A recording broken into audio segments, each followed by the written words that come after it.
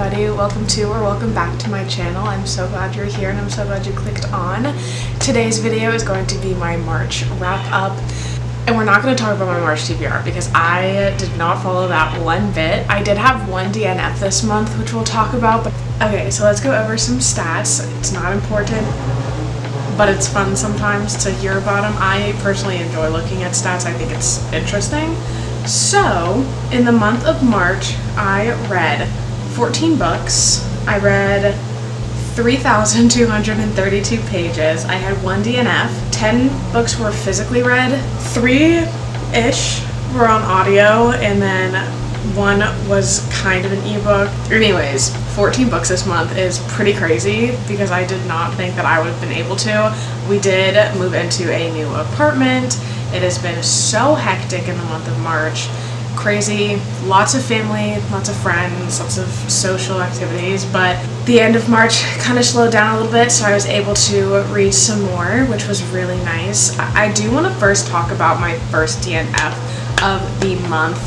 It was Truly Devious, which happened to be on my March TBR that I made for myself. I was reading it, and I think I got to like page 50 or something, and I just didn't really enjoy the writing. I found it to be a little bit too descriptive, and I just like I wasn't vibing with the book. Like, there was just a whole lot of nothing happening, so I just put that down, not gonna read it. I have no desire to pick it up anymore. And now we can go into the books that I actually did read. The first book that I read in March, literally started and finished on March 1st, was Scorched Roses by Carissa Broadbent. I had so much fun with this book. I genuinely did not think that it was going to be this good. It's literally 180 pages, and I flew through it. I was really immersed in the world. This is like a novella after The Serpent Wings of Night, but this was so good, and I really wish it was longer. I think I could have binged the whole book if it was like 400 pages, honestly. This was so good. I gave it a 3.75, and their banter was so funny, and the female main character seemed like she was such like a strong, brave, it was just so good. Like, it was so good. The characters were so likable. I will definitely be picking up more by Carissa Broadbent. She is a really good author that I really enjoy reading. Alright, and then the next book that I actually read on audio, and it was Water's Wrath by Elise Kova. This is the fourth book in the Air Awakened series, and I'm having so much fun with that series. I'm hoping to finish it up this month. I think I rated this I rated it 4 stars. I enjoyed it. Definitely not my favorite, but I did like that we got a little bit more from other characters. The ending was crazy, and I didn't like love it just because something that happened was like kind of depressing, and I really didn't want that to happen, but like, I get it. But anyways, I had a lot of fun with this. It's a fantasy, elemental, water, air, fire, winds, those types of powers, and it's just been super fun to follow along. I know that there's more books after this series, so I'll definitely be looking to continue it. And then the next book that I read, my friend actually loaned these books to me, so I gave them all back before filming this, but I read the entire Heartstopper series, starting with obviously volume 1. I read it physically. It is a graphic novel. They're so fun and cute. I just wasn't absolutely obsessed with them, and I think it has to do with the fact that I just prefer more of a novel, not really a graphic novel, because I think I can't really get too immersed in the world and like obsessed with the characters, because with novels obviously there's so much background, so much like detail and description, and with the graphic novel it's more like you're looking at the pictures and like they're really well done, but that's like mainly dialogue for the most part, which was still fun. I just didn't like absolutely love them. So I rated volume 1 a 3 stars. It was cute. I liked the romance, but I really like honestly don't really remember anything. Then the next book that I picked up was a thriller. It was The Only One Left by Riley Sager, and I really enjoyed this book. I thought it was a really well done thriller. There was lots of twists. It was really fun. I definitely prefer this one over The House Across the Lake. I just think the atmosphere was really cool, and the way that the story was being told was really interesting. I listened to this on audio. The female main character was really fun to be like in her mind. But it was also fun to try and like figure out stuff with her. I had a lot of fun reading this one. The Only One Left follows the female, like, I can't remember her name. Not remembering names, but anyways, she is a caretaker, so she goes to this house and this woman that she's taking care of, it is like rumored that she killed her whole family, and nobody knows the actual truth, and there was no proof or evidence to get her put in jail or guilty or whatever. And you just watch that whole story unravel. If you're looking for a thriller that'll keep you on your toes and guessing, The Only One Left is definitely a good one to pick up. And then I went into the Heartstopper Volume 2. These are just such fast reads. I rated this one another 3 stars. I do think I might give it a 2.5, honestly, because I don't remember anything from Volume 2. It was still fun. Like, I still enjoyed it, but I definitely think that that could have been put into Book 1. You know, it was still fun. Still enjoyed it. Like the characters.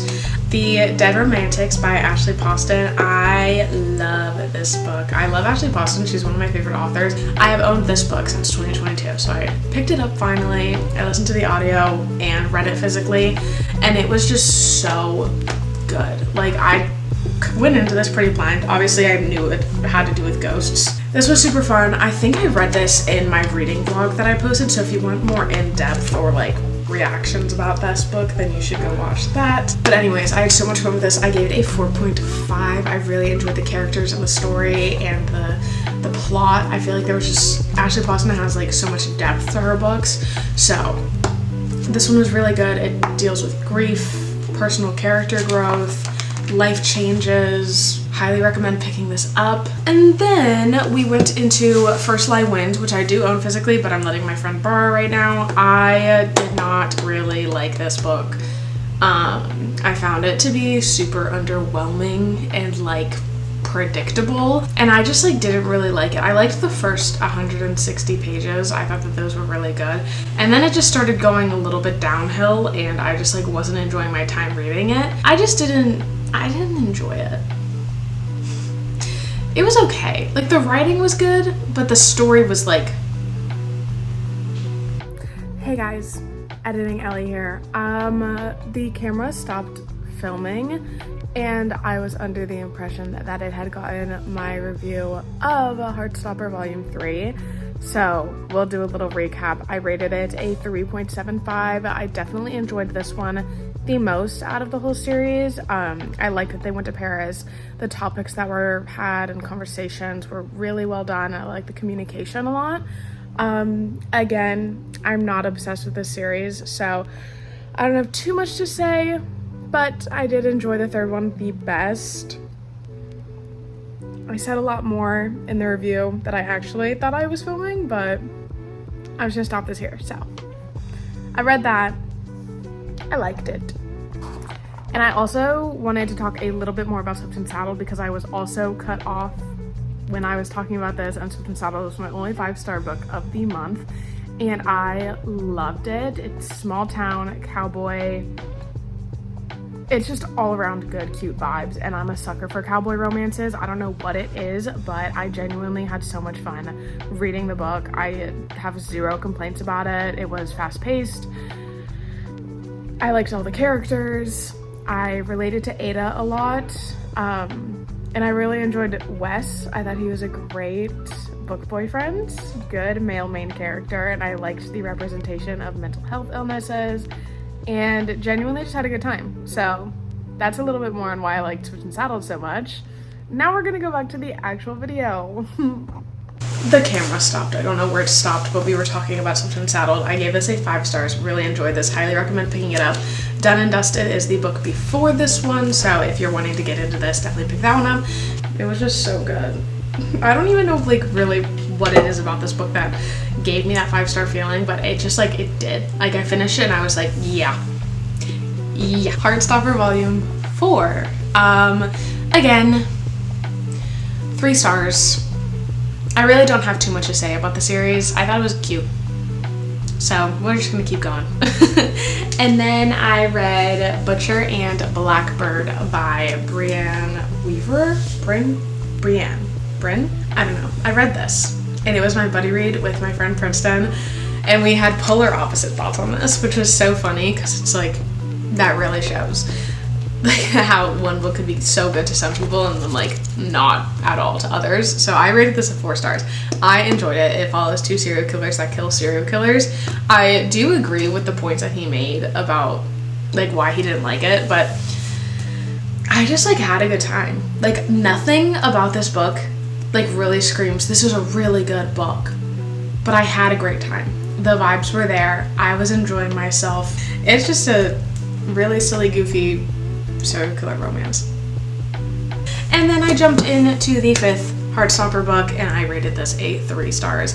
Again, cute, not obsessed, don't have much more to say. And then I jumped into The Mystery Guest by Nita Prose, which is the 2nd book to The Maid. And I actually enjoyed The Mystery Guest more than I did The Maid. I just found it to be more interesting, in my opinion. I think the plot was more fun to follow. I also think it wasn't like as predictable. It was still predictable. It was still a bit predictable, but it was still so fun. I had a good time. I liked the narration to this one. I listened to it on audio. And then the final book that I picked up in the month of March was Ready or Not by Cara Bastone. I don't know, I'm not very good with last names, but this was so cute. I don't know what I was expecting with this book, but it was not what I got, and I'm not disappointed by that. I really enjoyed this. It follows, oh my god. It follows Eve and her journey through pregnancy. She's an surprise pregnancy, because she has a one-night stand. They use protection, but it's really interesting to see where the romance goes, because it's not really what you would expect.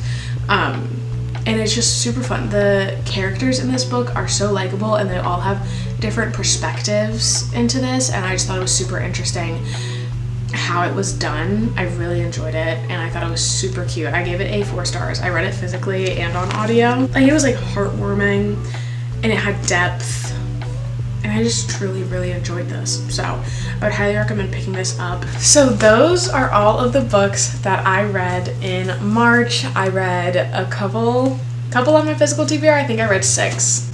Yeah, because I have First Light Winds too. So I really enjoyed my time reading this month. I honestly it was a lot more successful than I thought it would be, considering that I did move and I've been working a lot and I have school and whatever, but I definitely got through some books this month and I'm super impressed by it. Honestly, I really didn't think this was gonna happen. So thank you all for watching. I am so glad that you clicked on, and I will see you all in the next one.